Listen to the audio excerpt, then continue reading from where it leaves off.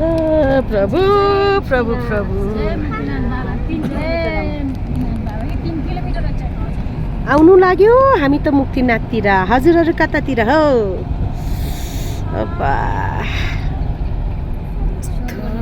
आनन्द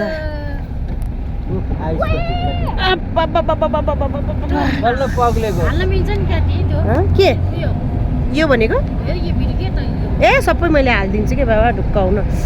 ओहो हिरा चम्के भन्दा बढ्ता चम्के हान्दै यस्तो आनन्द हे प्रभु परमेश्वर धन्यवाद धन्यवाद तिमीलाई हो प्रभु प्रभु हेर यो सबै स्याउको रुखहरू हो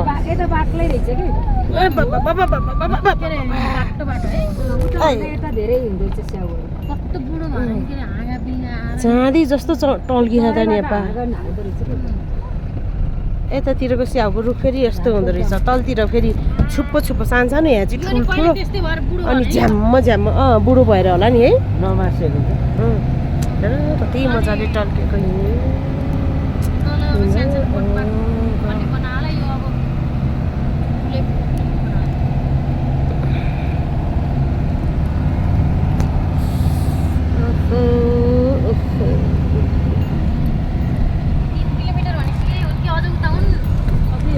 अब आइपुग्न लाग्नुभयो अब आइपुग्न लाग्नुभयो ए यो झारकोट गाउँ कति राम्रो रहेछ ओहो नि हेर भिडियो हो के झारकोट गाउँ आइपुगे पुरानो पुरानो कति राम्रो राम्रो घरहरू भाइ हिमालको काखमा ओ माइ गड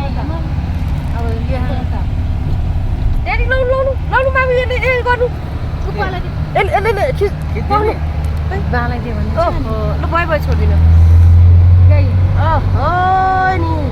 हामी त प्रभुको काखमै पुग्यौँ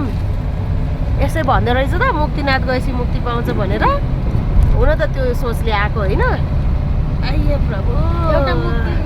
सबैले कर्म अनुसारको फल भोग्नै पर्छ ठिक छ हे प्रभु परमेश्वर हे प्रभु यहाँनिर यस्तो पग्लेको हिउँले पुरै